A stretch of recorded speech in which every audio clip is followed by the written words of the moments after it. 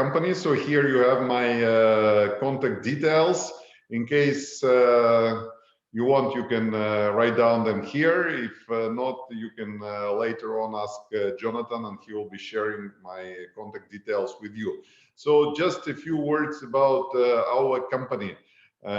So we have basically 3 departments within our company. We have department which is doing meetings and events. In Latvia, Lithuania, and Estonia, we have a department which is responsible for inbound tours to the Baltics. This is something I will tell more about during today. And we also have a business travel department. So in case you are looking for special deals for tickets, if you have a groups which want to travel from Israel to the Baltic states, we can also help you with all kind of transportation, and also as a yacht agency, we can provide you special tickets with the Aeroflot, with Wizz Air, and any other air company. Okay, so just a few figures about us. So last year, Vlad, excuse me, let me stop you and just to ask to put your presentation on full screen mode. This is a full screen mode. No, it is no. On the in the right, look in the right bottom corner. Yeah. Okay, this is like what I have is the full screen. Okay.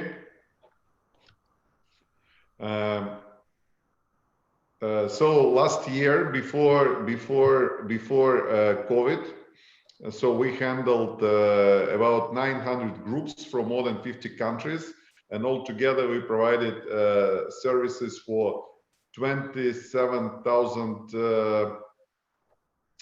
visitors. Okay. So our services include accommodation in the special selected hotels. We provide catering, customized tailor-made programs, transportation, ferries, as well as assistance by the local guides. And this is a map of the Baltic states. If you haven't seen where the Baltic states located, so please have a look. And you can see that the Baltic states are located between Finland. Vlad, we don't see. Okay. Yeah, now better. Okay. Okay. So you can see you have Finland in the north. You have Sweden to the west. You have Russia to the east, and you have Belarus and Poland to the south. So these are the Baltic states. And also when the people are visiting Baltic states, you can come as a group tour, you can combine it with a visit to Finland, to Russia, to Sweden, to Warsaw, or to Belarus. Of course, now maybe Belarus, it's not the best time to visit Belarus, but I hope when the COVID will be over, I hope you will be also able to travel to Belarus. Okay. Okay. Usually, when the groups are traveling, the most popular itinerary is when the people are arriving either to Helsinki, and they go by Helsinki from Helsinki to Tallinn by ferry. They spend 1 or 2 days in Tallinn. They spend 1 day in Tartu. They travel to Riga, and from Riga they travel to Vilnius. Of course, you can travel vice versa, but this is like the most typical itinerary for the groups. And about the destinations we are covering, of course, if we start from the south, we are traveling via Vilnius, the capital of Lithuania. I'm going through the slide mode. This is what you see when you are visiting Lithuania. You can also travel over Vilnius in the hot air balloon, and this is the view you see there. Okay, for those who like art, you can visit a modern art museum in Vilnius. You can try local food. Here you see cepelinas. But excuse me, we still see the same tower. Ah, yeah. Okay. Okay. Somehow I mean, for me it's like a slideshow, but I think it's not going. So just a second. I will try once again to go in the slide mode.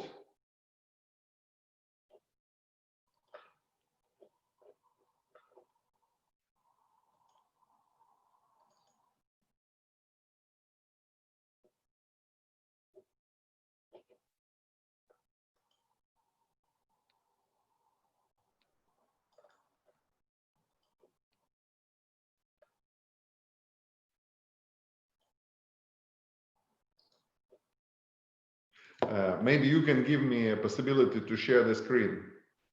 Okay, I'm just trying do it myself once again.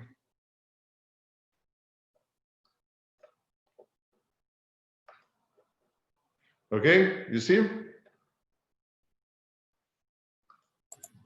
Yes. Okay, what do you see now? You see this Trakai castle, right?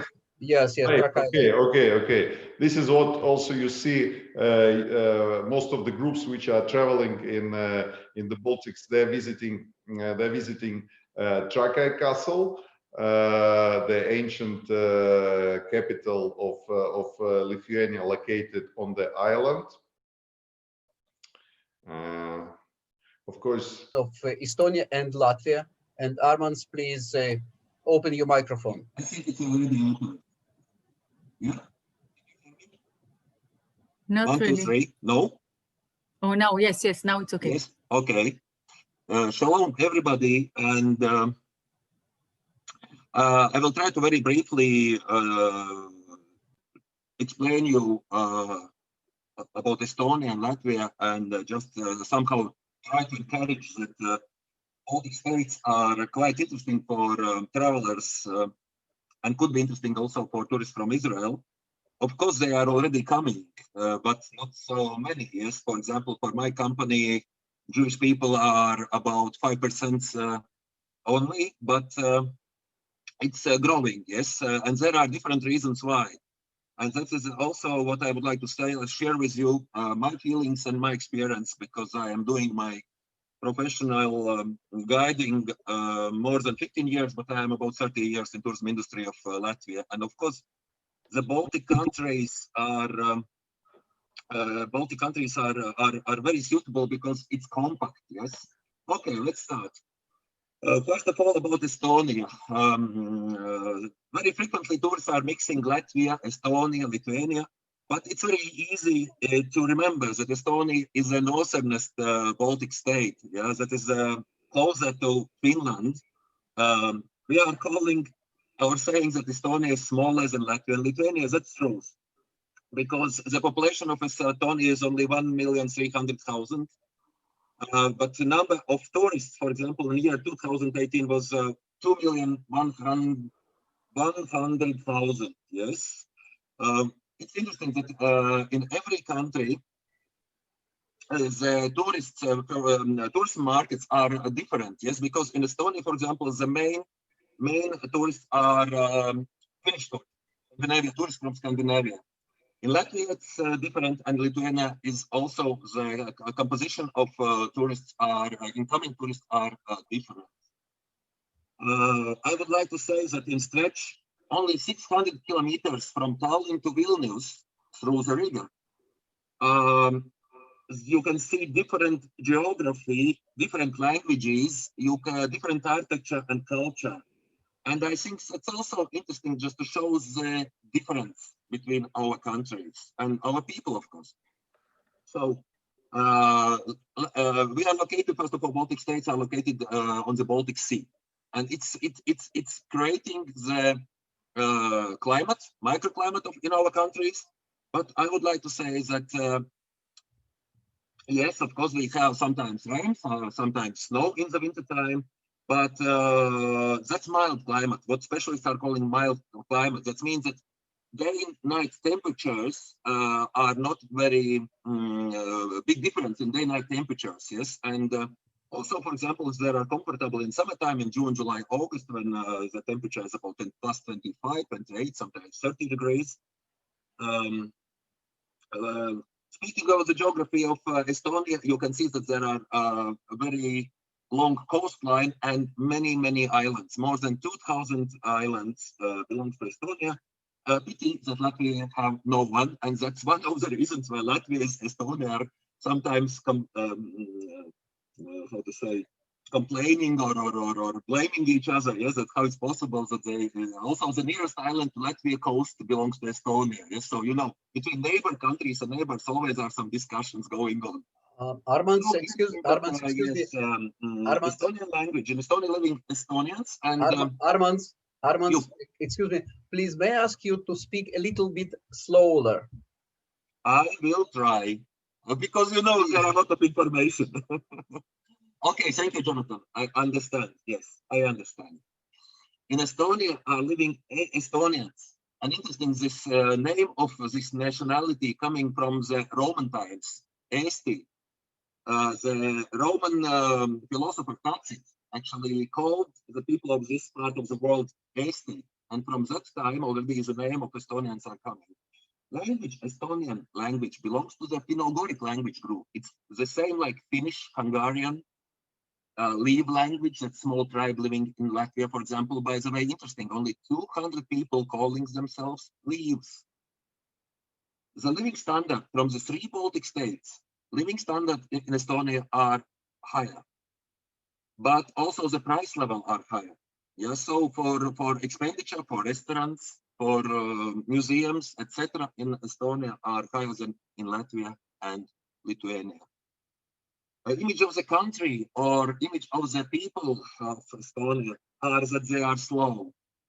And that's also, your tourists should be ready. That's not quick Eastern service, yes, and that will be in 1 minute. Already your dinner or lunch, etc. But it should be patient, yes. They are very polite, they are good hosts, but they are a little slow. Sorry, Estonian. So the capital of Estonia is Tallinn, but also, of course, Tallinn is a gateway, yes, to Estonia. And there are a lot of things to see in Tallinn, but also some in cities like Tartu, Pärnu, Narva, Haapsalu. There are interesting tourism attractions, yes, and it should be could be included in the tour. Let's go next, please, Jonathan. Okay. This is the Tallinn, yes, and it's interesting that it's not separate in the Second World War. That means that middle age architecture is still visible, and you can feel it, you can see it. But I would like to say that Baltic states, all Baltic countries, are very green. Also cities, also towns, also capitals, a lot of parks and squares. And it's making more, how to say, easy life in summertime. Where it's hot, where it's dry, a lot of dust around, etc.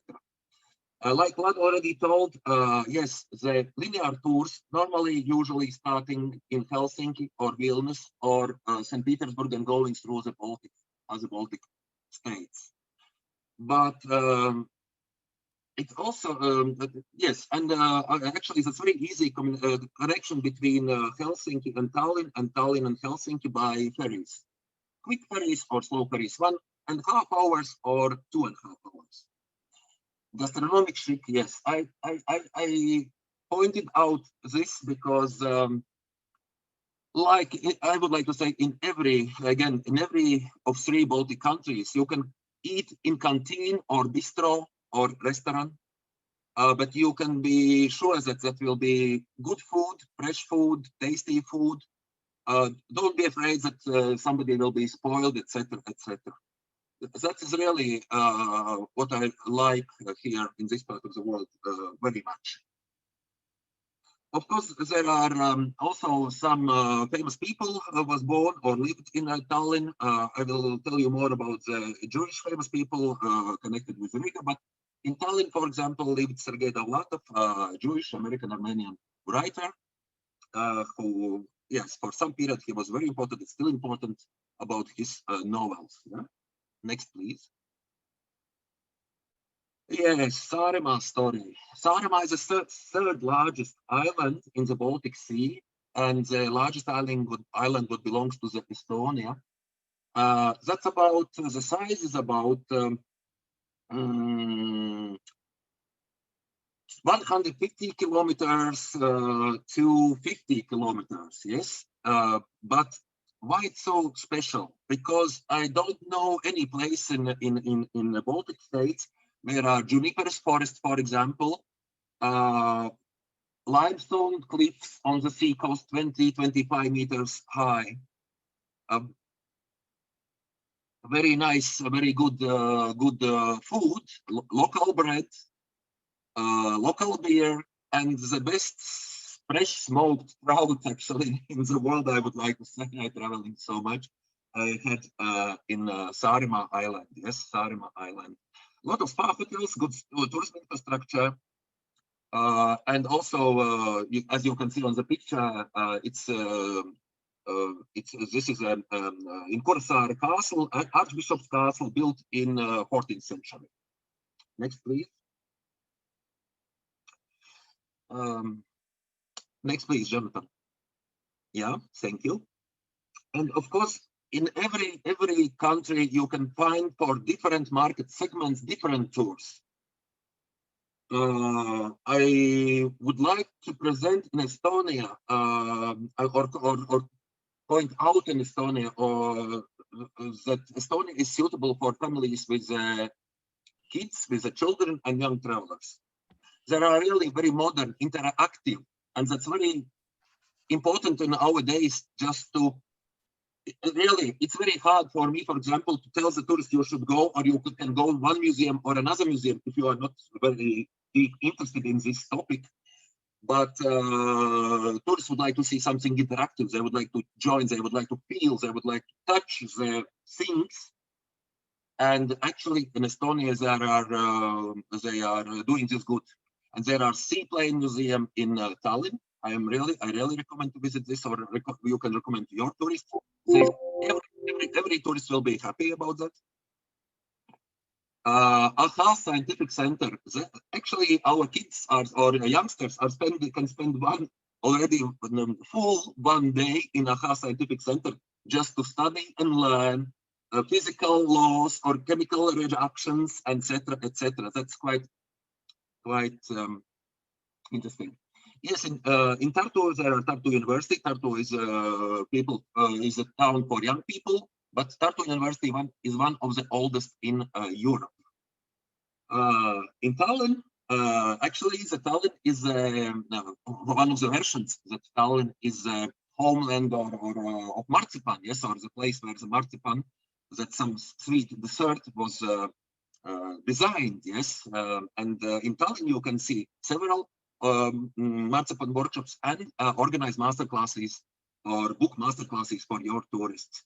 And also, I would like to say, yes, in Israel, I think I have been in Israel twice. I really like that country, your country.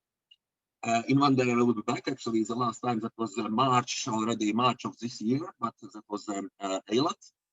But I haven't seen the snow there, and I really don't know how frequently you have snow in Israel. But in our part of the world, winters are not cold, winters are mild. Global warming also here is playing, is impacting climate, but there are still Christmas markets, and Christmas market in Tallinn last year was called one of the best in Europe, actually. Yeah, because it's well organized, very nice and interesting. Next, please, Jonathan. Okay. And now we are coming to Latvia. Yes, that's my country where I am. Armands, sorry, let me stop you for a minute just to see whether Vlad probably is back to us. We'll ask him to finish his presentation. Vlad, yes. Vlad, please, can you open your microphone? Yes, hello. I'm sorry very much for technical problem, but basically I think let's continue Arman's, because I think my presentation is very much similar to him. So let's not stop Arman's. I'm enjoying very much what he's saying, because basically I have maybe a little bit different pictures, but the idea is the same. So not to do the double job. Let Arman to continue his great presentation. And sorry again that I had technical issues with my computer. Okay, great. No problem.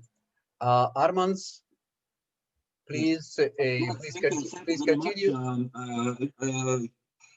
know Vlad so many years, and he knows me actually. We are sitting in one boat, yes. And I would be glad if Vlad, after my presentation, could speak probably about tour management issues, because I'm not tour operator. Yes, I am a guide. I am guide, and actually, yes, I'm doing my job 15 years, more than 15 years already. And of course, I'm looking for Arman's, please speak slowly. a little bit slower.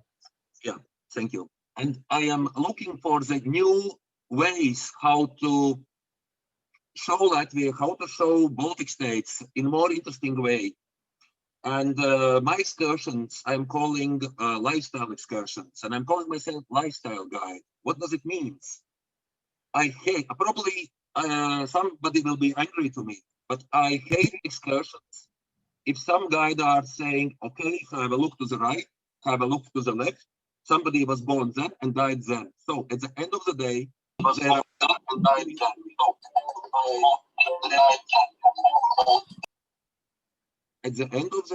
there are not, you cannot catch the sense of place. You cannot not catch the feelings. For my opinion, actually, the feelings of the tourist destination is more important than the dry information what sometimes we are giving. Yes, some guys are giving. So, yes, Latvia, Estonia, Lithuania, we are located in the Eastern Europe, and the territory is 64,000 square kilometers large. Of course, it's probably nothing for the average person, but it's 3 times larger than Israel. Yeah, probably there is some idea to compare this. Population is changing time by time. Again, they are not very diplomatic, and number of people going down, yeah, for different reasons. There was a global economic recession 2008, 2009. There was different other reasons.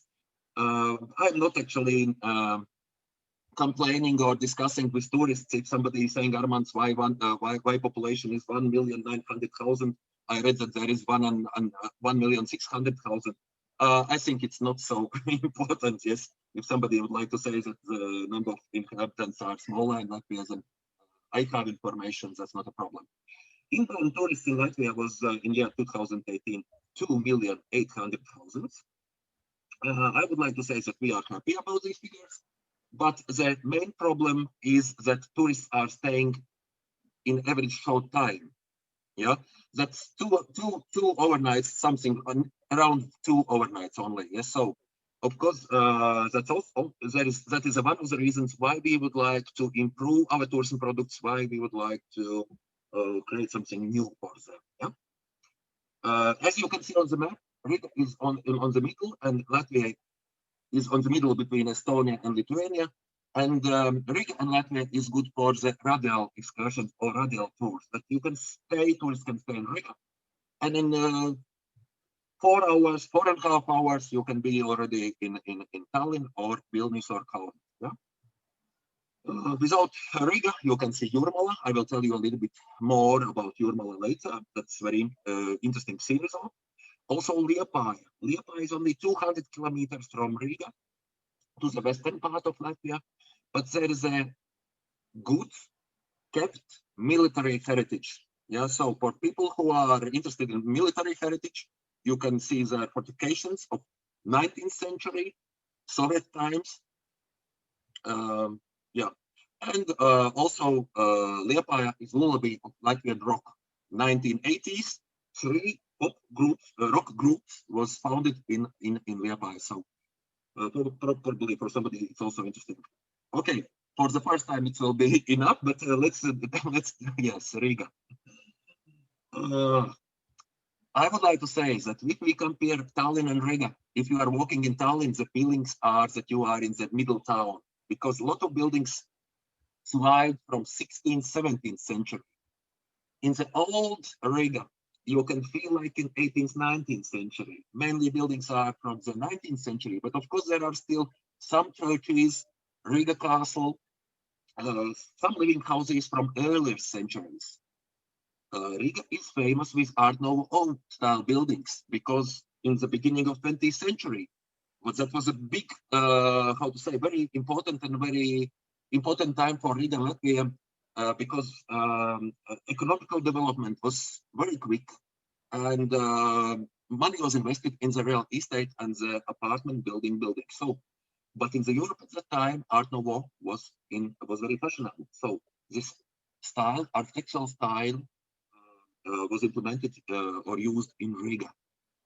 Soviet era, okay, we cannot escape history, and of course in Soviet era also some buildings was built. We are calling Stalin Sampir style or different.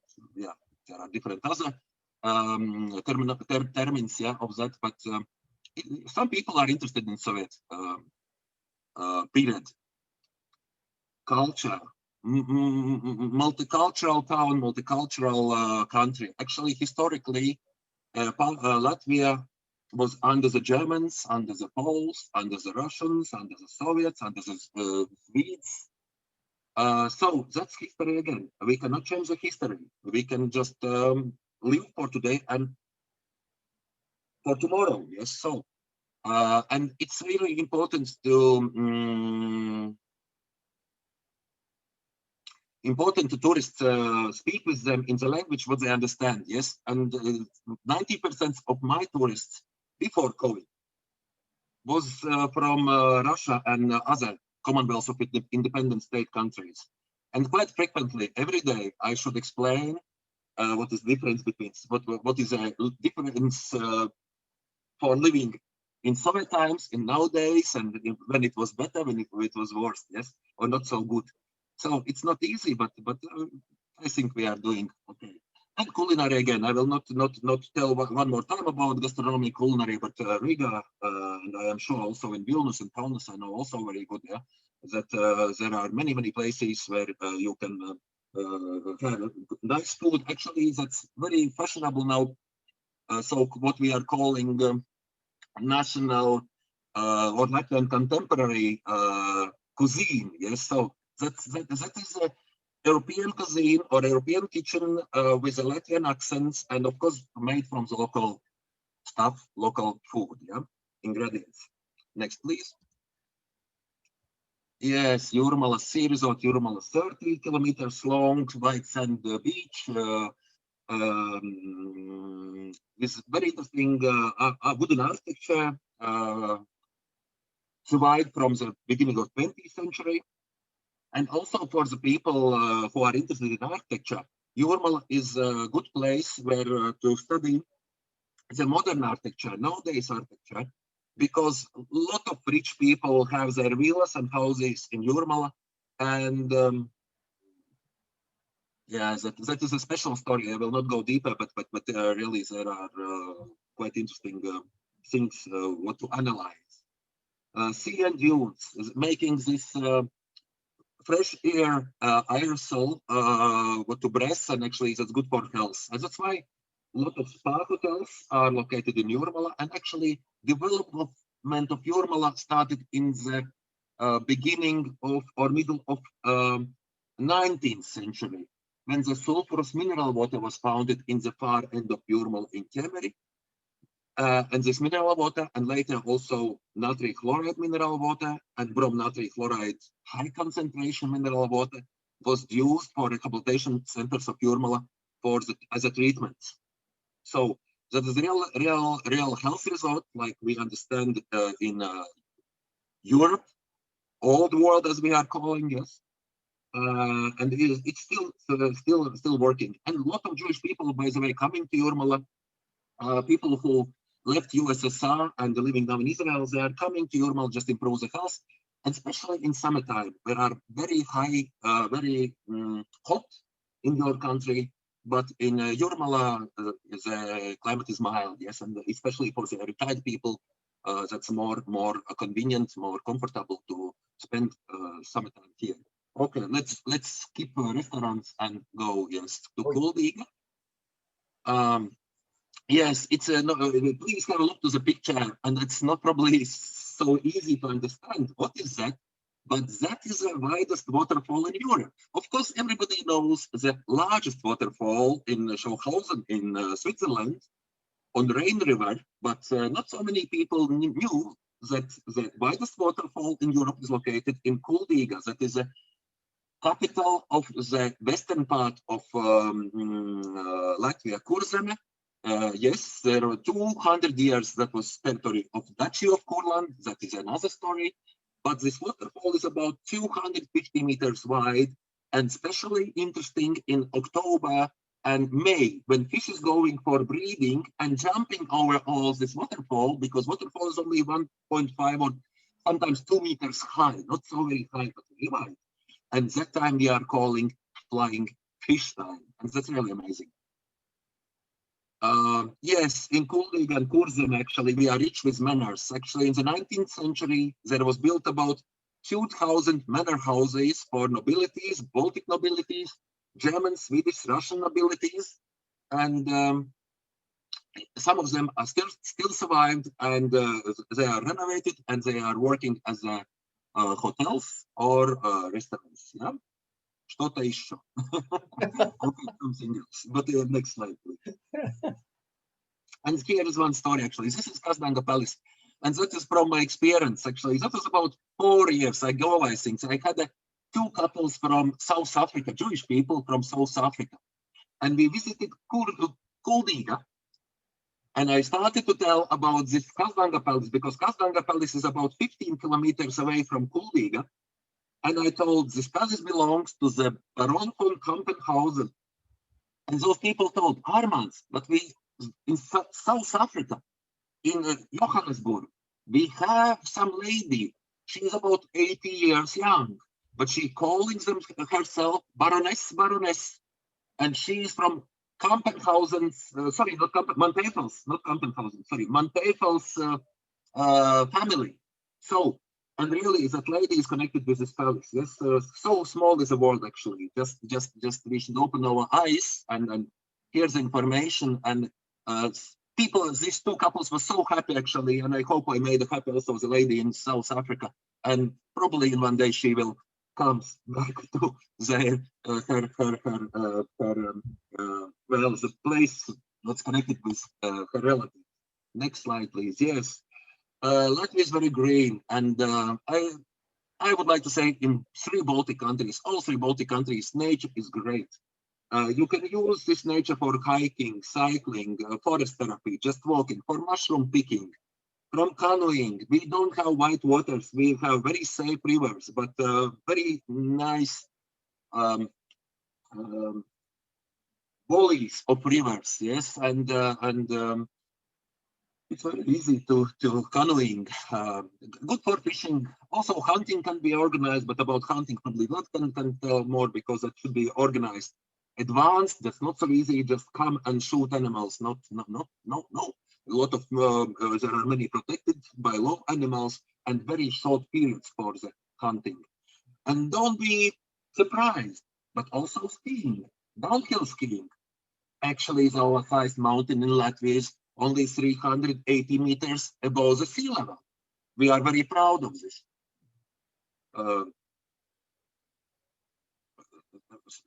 Sorry, we have 311. Estonians have 380 meters. Of course, we are laughing that Estonians brought the sand for 7 more meters to be higher than Latvian mountain Gaizich.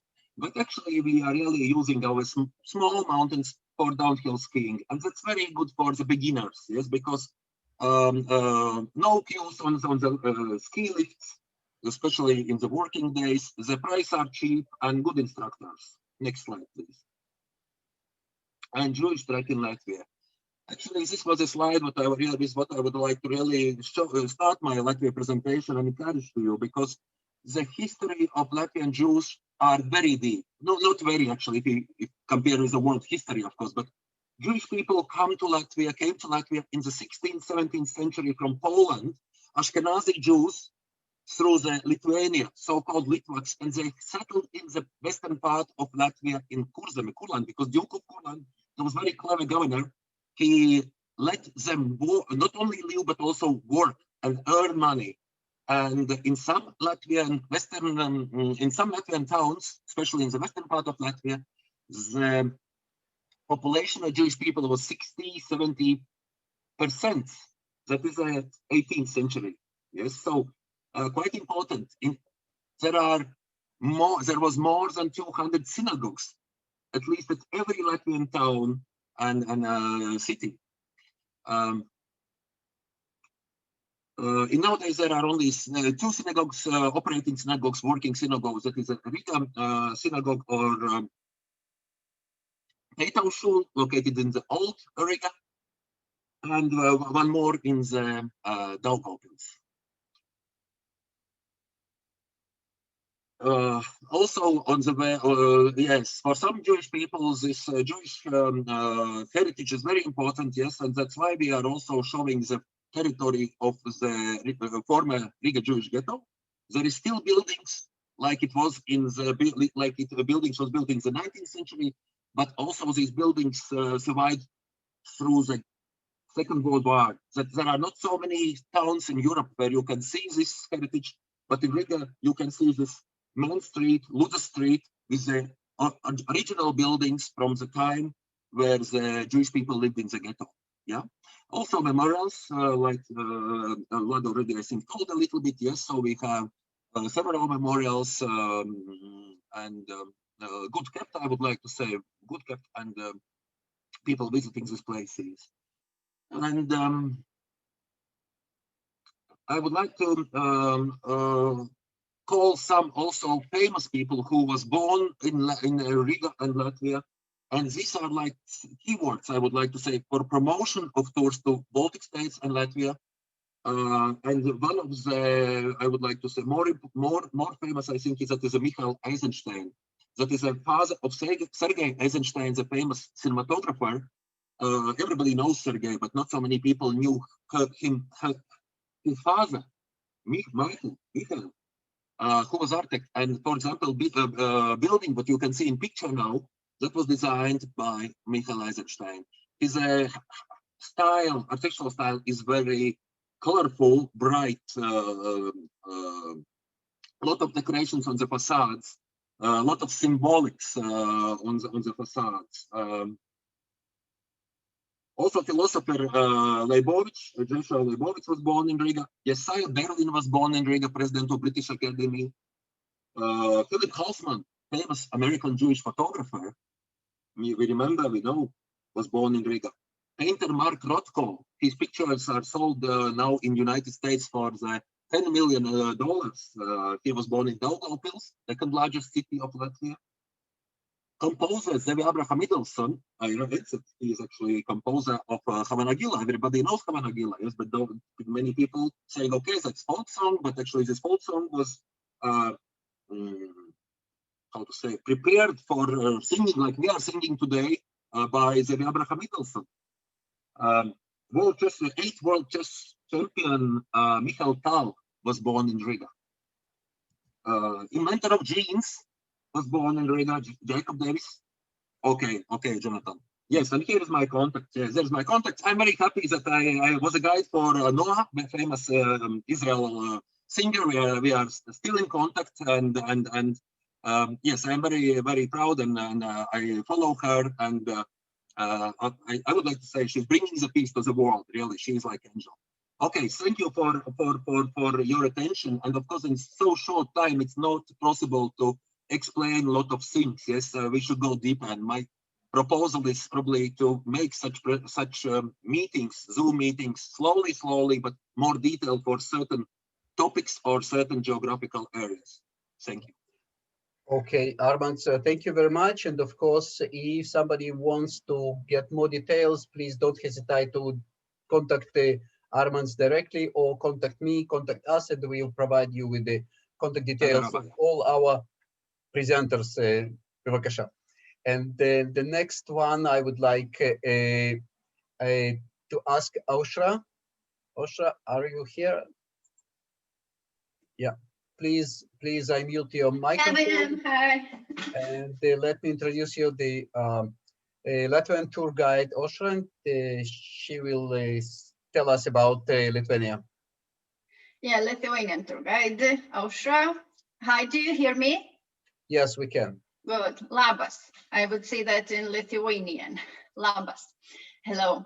Yeah, so I will soon share. Oh, thank you, Armand, for that the presentation. And I also saw Vlad's presentation starting with the pictures of. Can I share my own? Sorry.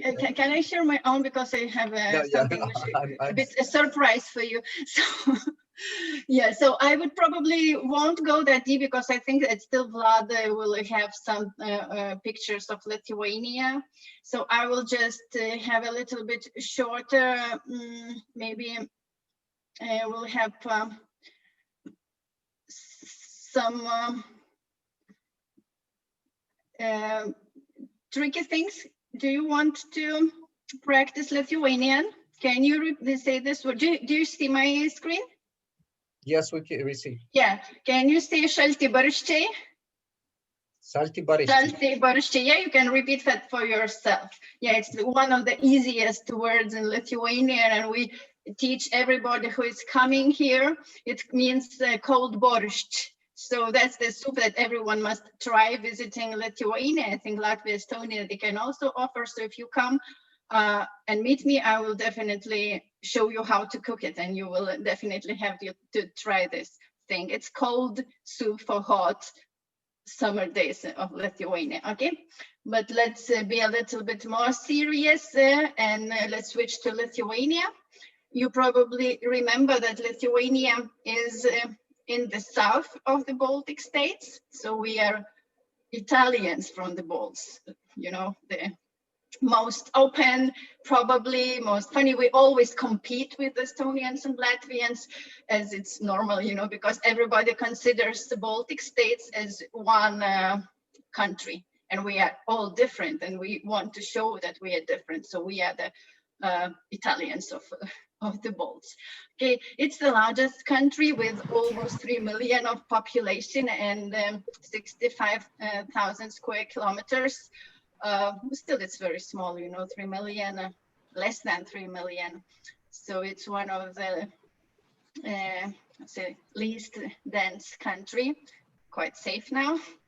And it's fortunately or unfortunately probably least crowded comparing with the tourism. You saw Estonia, Latvia, they have relatively high numbers.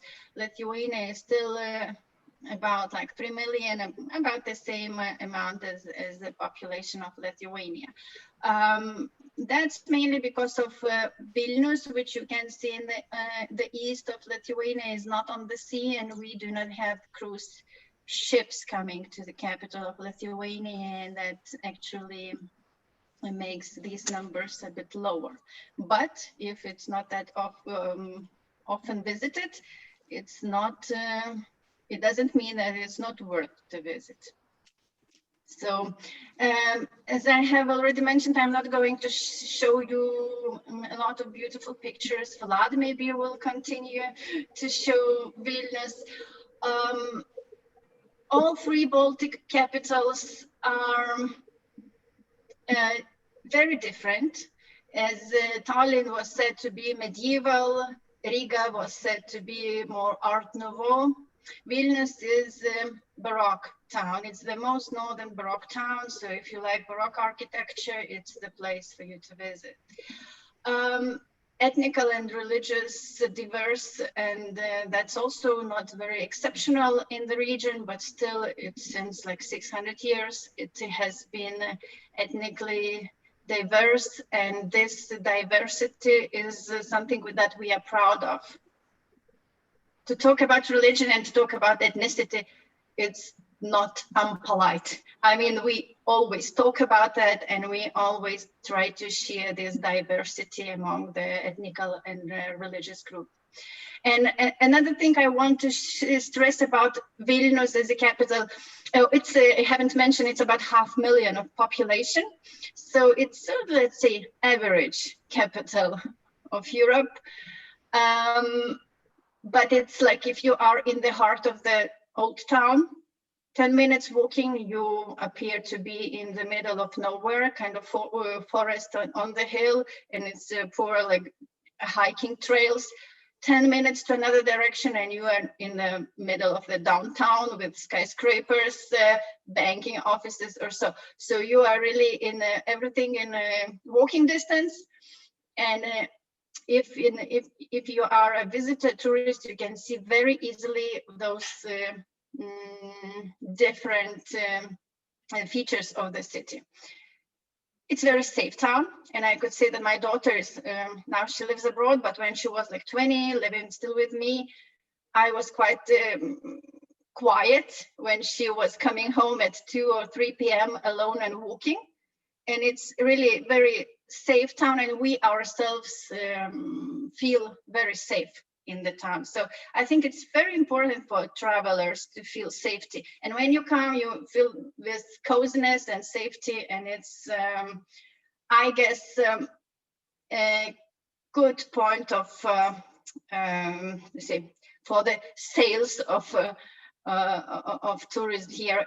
It's also the same about our northern neighbors. And this picture is now really, you see, it's autumn, fall, colors of fall, and it's a heart of the Jewish quarter of Vilna. You can see the upper name, I put it in Vilna, and probably Yiddish speakers or Hebrew speakers would know this town for this name, Vilna. Yes, so Trakai was already shown. It's really a very fascinating view. This is a small district of about 200 lakes, and on the largest of it, the castle was built, and still it is possible to visit it. You have to swim. If you don't, you can use the wooden bridges and access the castle.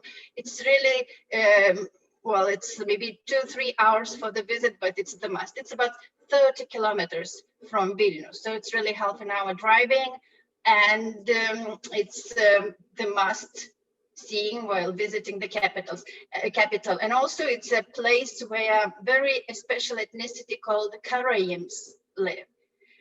Maybe you have heard of Karaims, that's Crimean Karaims, about 500 people, no, sorry, 250 people surviving at that time in Lithuania, and they still keep their Knesset, 2 Knesses functioning.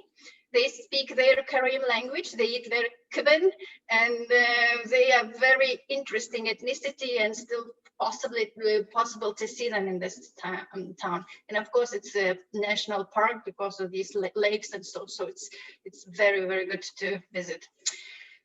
Kaunas, maybe you have heard of this town also. It's the second largest town, about 100 kilometers from Vilnius. It's usually off the road when you're traveling from Vilnius to Tallinn, but if you consider to stay here a bit longer, 2-3 days, so Kauna might be worth visiting.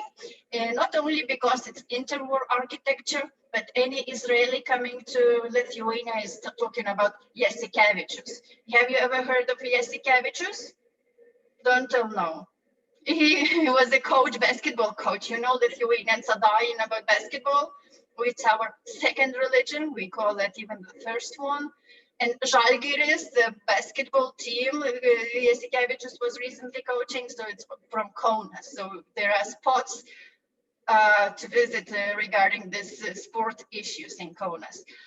I mentioned here the 9th fort, but it's not only the 9th fort, but also you can read that Leah Goldberg was born here, and there are some other places of Litvaks, Lithuanian Jews who were born, raised, lived there. So it's a nice place to visit also. Well, seaside, you talk Latvia, Estonia, they have long shore of about 1,000 kilometers. Maybe we have very very short, maybe 100 kilometers, quite big port there. But we have very unique site. You remember, we are in the southwest point, so it's the warmest place to swim. Usually we swim 11, 13 degrees, but sometimes it warms up to 18. So I think it's even possible to swim for you also. I'm joking. I bet you're not going to swim there, but here is a very unique place called the Koronian Spit Neringa. That's a 100 kilometers long sand dune surrounded by the sea from the right side, you can see a little bit, and the sweet water lagoon from the left side. Yes, so it's really unique place. If you visit Lithuania and have like 3-4 days, that would be an advice to visit this sand dune with some villages. You cannot see all these 100 kilometers because there is a border with Russia in the middle, and that's the closed border, so only half of it, but still very, very nice place. I know that Israel is not just Jewish, but still a lot of Jewish visiting these places. Yeah, so probably people would be interested in Litvak heritage. Those usually about 1/3 of the group coming from Israel, they would have some Litvak roots, or their relatives might be from here, so they might be interested. And usually we include some visits of former shtetl. You know what shtetl is? Yiddish speakers, yeah, Stadt, shtetl, small towns. We have about 200, maybe 70 towns in Lithuania, with about 100 synagogues surviving. This one is under renovation. Some are really very abandoned, neglected. Some are used as museums, only 2 functioning in Lithuania. But this Žiežmari synagogue is about on the halfway between Vilnius and Vilna. So we sometimes including with the beautiful stories of pre-war shtetl life in Lithuania. And of course, Vilna is Jerusalem of Lithuania. So Vilna Gaon, I'm not going now to tell a lot more about that, but we have about 1,000 sites in Vilnius that are related to Jewish heritage. About half of population before the Second World War was Jewish. So unfortunately, we haven't managed to keep them, but still a lot of artistic items, sculptures, Yiddish signs. So if you want to practice Yiddish, good place to do that in Vilnius. As a lot of memorial plaques, they are all written in Yiddish. I haven't mentioned about Vilnius important thing that we have. I don't know if you have heard, but we have an independent state, independent republic within the town of Vilnius. It's called Republic von Zarečie, Republic of Užupis, or behind the river. And this weekend, they are settling the relationship with Israel, as the constitution of Užupis, of Zarečie, is translated into Hebrew. And 30th or 31st of October, they are launching this constitution. And I will give you my Facebook and Instagram account. So if you follow me, I will post something about this, so you will be able to follow that strange non-Schengen republic. You don't need special passports, but you will get every explanation visiting Vilnius, how to visit this independent republic. So if you got interest a little bit, so you can we can contact after, and I will give you a little bit more information on that. Yeah, Arman's also mentioned about Soviet relicts. We also have that in Lithuania. If you saw HBO series of Chernobyl, so most of it was filmed in. You see these beautiful blocks, residential blocks of Vilnius. There are even tours on these sites of Chernobyl filming. And of course, we have this KGB prison. The people were interrogated for political reasons, and now in this former prison we have the museum. So it's also maybe not very fun, but if you want to learn this part of history. It's also quite interesting to see. Additional, what you can do in our countries, and particularly in Lithuania, so you can see, that if you're tourists or you have some 2 additional days, you can go to Birštonas, Druskininkai, or seaside to go for spa, sanatoriums, which are of good quality and good prices. Hiking, cycling, kayaking, canoeing, and hot air balloons over Vilnius or Trakai. Not that many towns that have possibility to fly over them, and you can see this castle in the middle of the lake, or the towers of the churches of the town from balloons. And this, you see, they are taken off in the middle of the old town of Vilnius, so that's quite normal for us. While Lithuania, it's usually the part of the Baltic tour. 3 countries, 600 kilometers, 6 million people, all the same region, but still you would realize that they are very different, very particular, each of them. And you can visit the 4th, that the Republic from Zarece, you remember, so that would also be on your tour, the 4th one.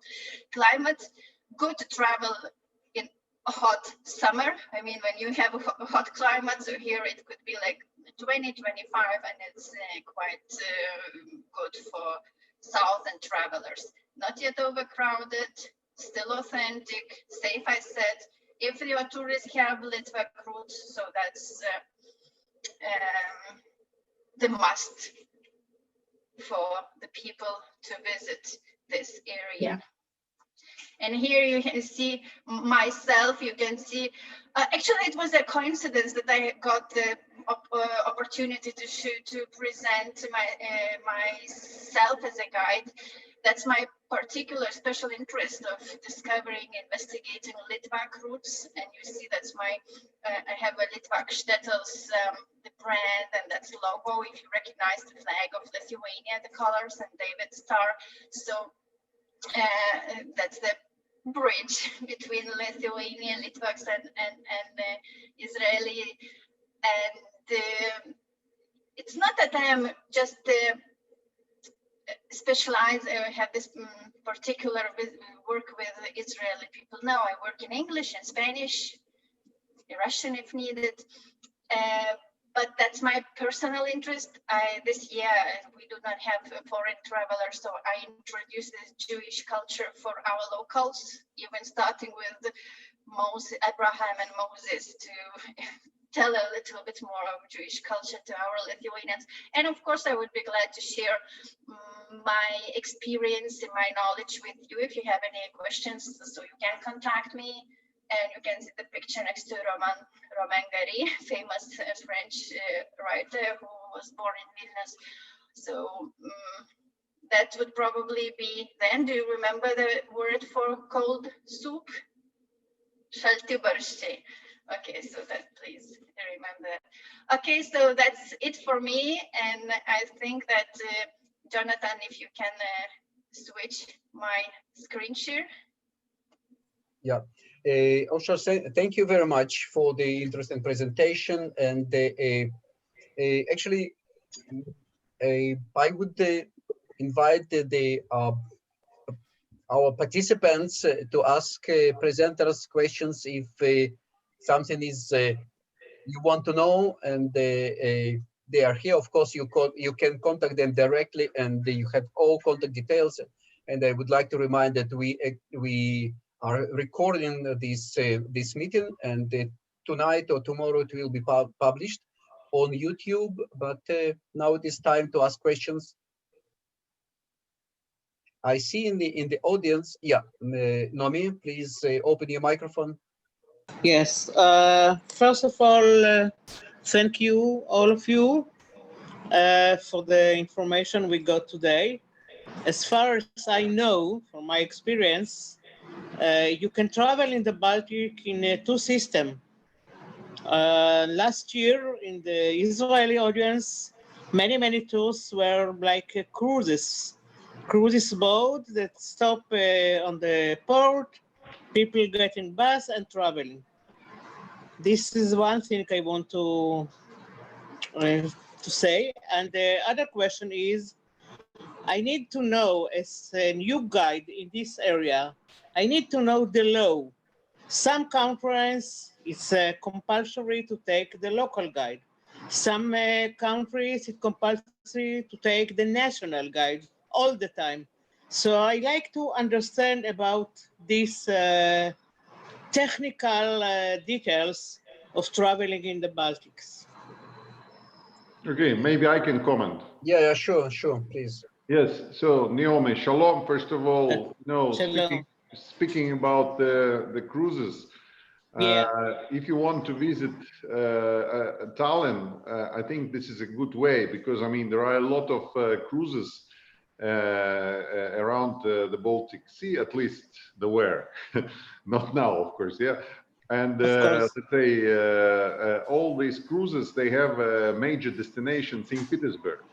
And when the cruise ships are visiting St. Petersburg, they have a stop in Tallinn, okay, because it's en route. And if you want just to see Tallinn, which unfortunately, compare with Latvia and Lithuania, doesn't have much of the Jewish history. It's a beautiful city, but there are not much things related to the Jewish history. Okay, so you can go, of course, on a cruise, and the cruise ships, they offer land arrangements, land excursions. I think they're all overpriced if you buy them on a cruise ship.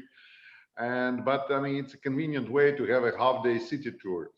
But if you want to visit Lithuania or Latvia, I mean, of course, we also have a cruise ships coming to Riga.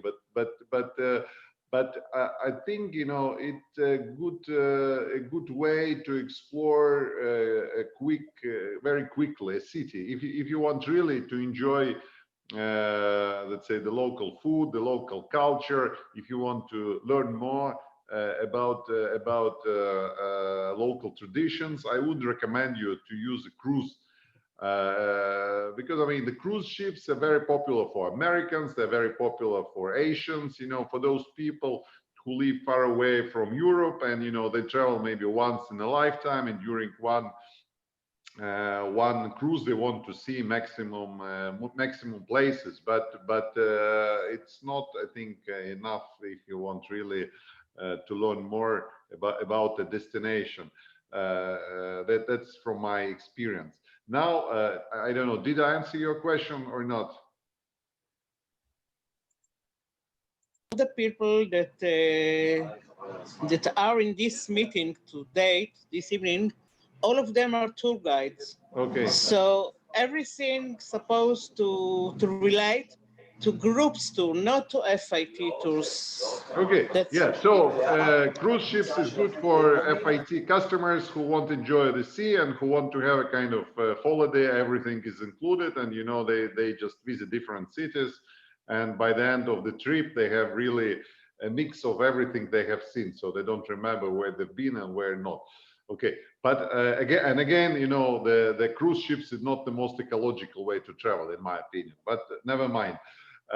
Answering your second question about the guide. So my colleagues,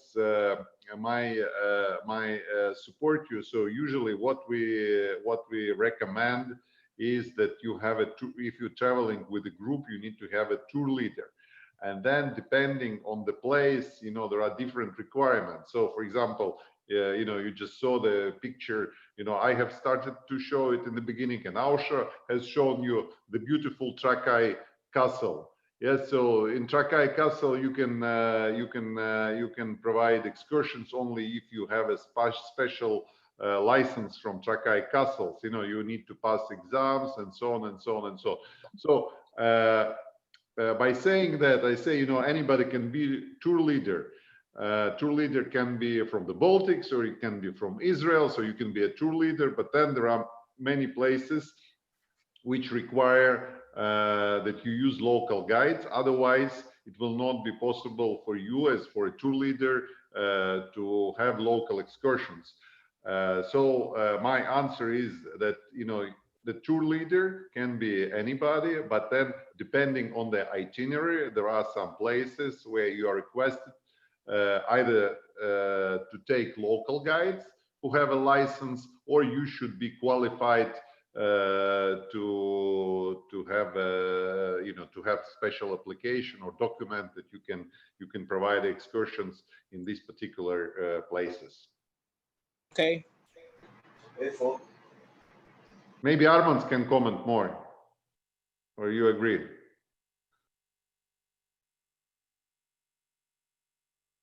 We can't hear you, Armand. Yeah, it's okay. No, actually, you are right. You are right. But actually, I would like to say that you are tour guide. That's fine. We are very happy to have you here. Yes, but always local guide will know the topic better than any newcomer, especially to the area, to the destination. Yeah. That's and also myself, when I'm leading some group, for example, Russian tourists, somewhere, Estonia or Lithuania, anyway, we are taking local guide of Vilnius, Saaremaa guide, etc., etc. So I know, but the locals feel the place better, destination better, and tourists expect that. They are waiting for that. Okay, thank you. More questions?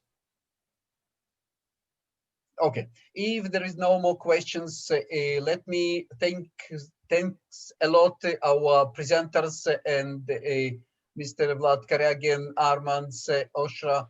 Thank you very much. It was very good, a little bit longer than I planned, but next time probably we'll make more focused, more concentrated. But anyway, it was very interesting, and I hope that our guest from Spain, Almudena, enjoyed your presentation, because probably next presentation will be from Spain. We didn't make a final decision. We will be in 1 week or 2 weeks. We'll discuss it with Almudena, and look, all of you are invited to take part in this presentation as well. And of course, we'll note everybody when the exact time and date. Again, thank you very much for all participants, and see you later in Israel, in Lithuania, Latvia, or Estonia, or any other nice country, COVID-free, totally COVID-free, and all of us. And so, Dina, Nomi, Yossi, I would like to ask you to stay, and all our guests, thank you very much, and have a nice evening. Have good evening. Later out. Later out. Exactly. Without.